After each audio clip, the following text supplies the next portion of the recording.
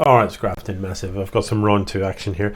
This is supervv versus Xanathar.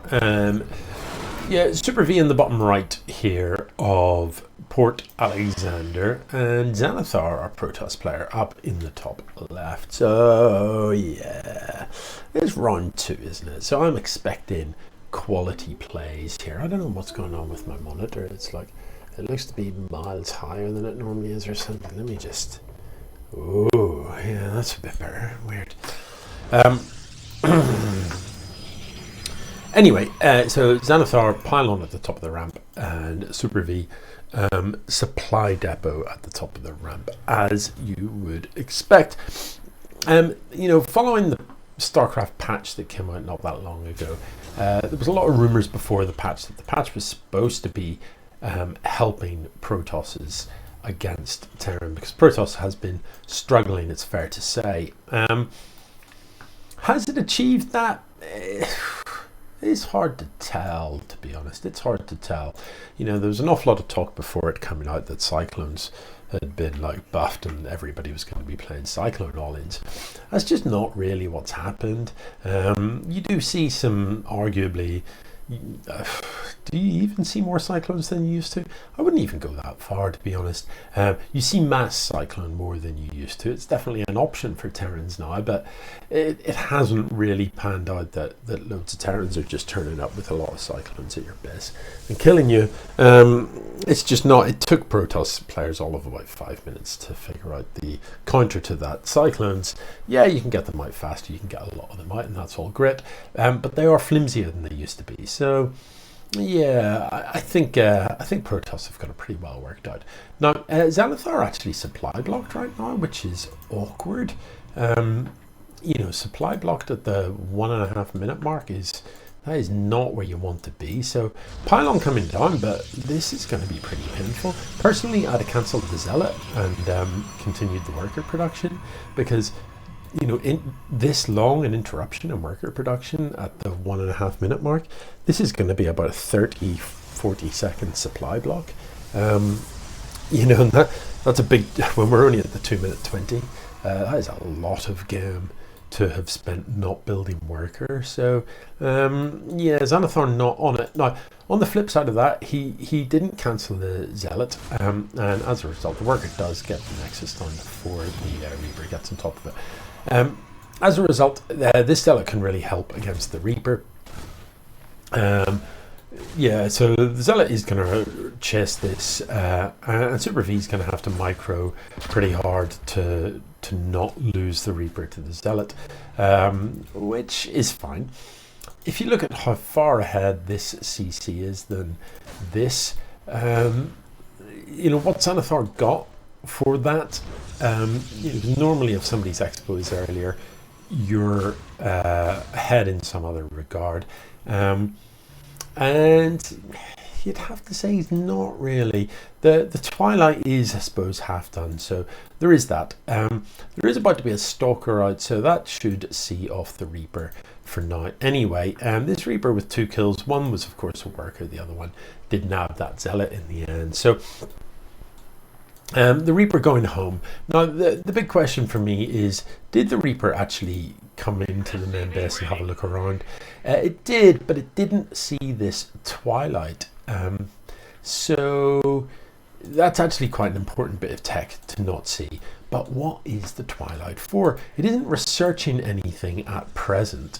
So, you know, normally you see a Twilight with off of one gateway, you'd have to assume that's going to be a Blink build, or a Glaives build. You don't really see Glaives builds in the EMS League. So I'd have to assume it was going to be a Blink build, but Blink isn't researching, or perhaps a DT build, but there's no Dark Shrine. So I don't know, this is a pretty questionable build order. You know, Twilight before Robo, and then to not research anything from the Twilight is just weird. What was the point of that Twilight? All it's succeeded in doing is delaying your Robo. Meanwhile, on the other side of the map, it's a 1-1-1 build, and there's about to be, oh, okay, weird abandoned tech lab, building a reactor. Yeah, did he research Did he upgrade Blue Flame or something and then transfer that? I'm not really sure what's going on there. Anyway, the lib is going to come out and could potentially come around the back here and get a little bit of work done. There is finally a Dark Shrine building, but like there was a very long delay between this Twilight finishing and the Dark Shrine starting. So, you know, we're already at 5 minutes. If you're going to be doing some sort of DT drop, you want really the DTs unloaded in your opponent's base at about the 4 minute 15, 4 minute 20 mark to get maximum value from those. Now there is that slightly weird thing of that happens in StarCraft where sometimes doing something that is normally associated with kind of rushing it out in the early game, sometimes doing it later can be really effective because people sort of forget about that threat, you know. So if you're playing as a Terran or as a Zerg against a Protoss, you know that if there's a fast Oracle coming, it's coming in at about 3 minutes 40. If it's proxied about 3 minutes 30, about 3:40 that Oracle is going to show up and try and kill your stuff. So when you get to the 4 minute mark and it hasn't, you know, there's no Oracle coming. DTs, they're going to turn up at about 4.5 minutes. So if you get to like the 6 minute mark and there haven't been any DTs, you're like, okay, there's no DTs coming, that threat has passed. So weirdly, an Oracle turning up at this time, or DTs turning up at this time, can be surprisingly effective. However, look at the production tab for the two players at the minute, and yeah, that is very soon going to be a problem. You know, when one person is just producing all of those things, upgrades coming, various units coming, workers in production, and the other person is just building 2 zealots, no workers in production. This is not saturated, it never was. The Liberator is killing workers, they're not being replaced. This is not building workers. You know, oh, you don't walk into the lib zone, you walk around the back of the lib zone and shit that, please. Yeah, and now we've got pylons in production, but there's no supply block, and there's like no units being built. We've got 1, 2, 3, 4, 5 gateways and a robo. Has anything been built from this robo since it finished up? I think the answer is no. So this, still the production tab is empty. So you've got to sort of question, what is Xanathar doing right now? Because oh, they're microing their heart out with DTs on the other side of the map. Okay, let's have a look at it. Let's see what they get done. Okay, so the robo did indeed build a prism. So after all my talk about the lit DTs can sometimes get a lot done, let's see if they do. But just before we do that, just note that supervv is currently double the supply of Xanathar, double. So these DTs, I mean, I don't know, the scan goes down, but what's the point in the scan if there's nothing there to kill the DTs? And like workers fighting DTs, nobody wants to see that. That scan now runs out as the army shows up. Xanathar doesn't run the DTs. You know, the thing to do is when the army shows up, spread the DTs out, and if the scan goes down, just run out of the scan area. Yeah, you don't really want to fight this in range of this battery, so you want to siege up at the back here and let the stuff come to you out of range. The siege tank has sieged up and is going to start putting down some reasonable hurt. The Marine actually cleared a bit of mistargeting. The Zealot needed to be attacking the Marine. So hammering away at the pylon here, but look, you know, supervv still doubling the supply. There's 2 DTs in production, but you know, like Xanathar, you've got all the minerals. This robo idle, several of your warp kits are idle. You're going to need more than 2 DTs. You're going to need quite a lot more than 2 DTs. You need to be building stuff. You're still not building workers, and I have no idea why not.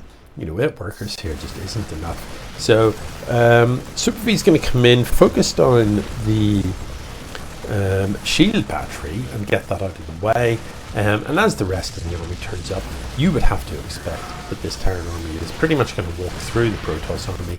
Now, are there DTs on the other side of the map? There aren't. They've been cleaned up as well. So yeah, I don't really see. There's more DTs being warped in. Is there a scan to be had? There is. So, you know, I don't know. Can these DTs win the game for you? I think not. maybe they might get a few kills, but once the scan comes down, actually now, can we clean this up? You're kidding me. Really? What am I seeing here? There's now enough DT, presumably, that like there's no point scanning at this stage. So the DTs, in fact, do clean it up, which this is just freaking me out. This is, but look, here's the bigger problem. Super V on 3 bases. Look at the supply, man. 126 to 22. I like Super V. Half of his forces are at home, but really he just needs to hammer the nails into the coffin here. You know, look. 2 workers actually mining minerals, only 2. Now there is a pretty big bank, only 2 in gas here. There's more gateways building, but you know, you weren't using the ones you had, so I'm not sure more gateways is what you need here. Units is what you need. You don't want to be using up all that bank on buildings, because you've spent so much on gateways now that you can't actually afford a single round of zealots from your gateways. So you know, normally I'm critical of people being the other way around. So you need to separate these, 1 on each siege tank, please. Or I suppose just hack away at the Marines. I don't really, what am I watching here? This is like some sort of farce. As I say, 1 on each siege tank. Yeah, but like warping in 2 DTs, what is the point in having all of these warp gates to warp in 2 units at a time? I want to see 10 units.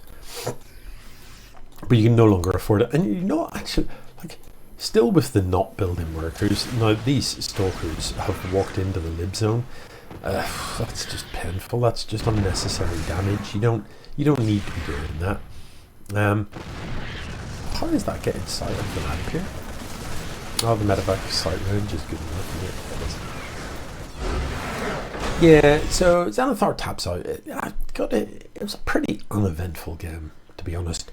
Pretty uneventful. Yeah, GG.